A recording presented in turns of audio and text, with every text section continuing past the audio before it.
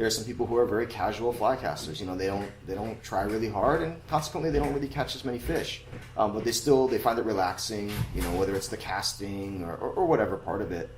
I think this kind of fishing really favors the people who are, you know, really, I don't say obsessive, but the people who get really into things. And it's still fairly new here. The shop has been open for 17 years. Prior to the shop opening, there were very few people at all doing it. Now there might be maybe a few hundred people doing it. But it will never be as popular here as it is in the mainland and Canada and other places. A lot more awareness of our fishery among people, you know, traveling here. There's videos and magazine articles and all that kind of stuff. So there's definitely an awareness of what we do out here.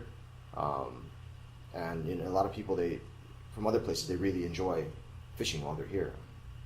A lot of people have no idea my shop exists, even though we've been in business this long. And but the guys in the mainland and other countries that are into it, again, they're pretty obsessed about it. So wherever they go in the world, they're always going to look up a fly shop.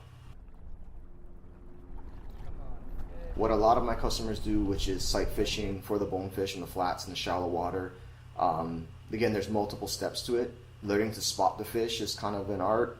Casting has, you know, its own challenges, and you need to practice and get better at that, especially if it's windy. And then, again, it's a lot like hunting, you know, stalking an animal.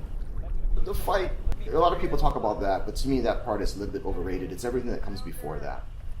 To go and get in the water, you know, be more active, spend their time thinking about where the fish are, what they're doing, what they're eating, how can I catch them. Then a lot of those people can get into this kind of fishing, and again, it can be really addicting. So that's why we do fly fishing. It's not a more effective way to fish, we just think it's a more fun way to fish. Again, it's not easy fishing. You don't always catch. Most people don't usually catch, in fact. There's only, you know, the more experienced guys that can even hope to regularly catch fish doing this.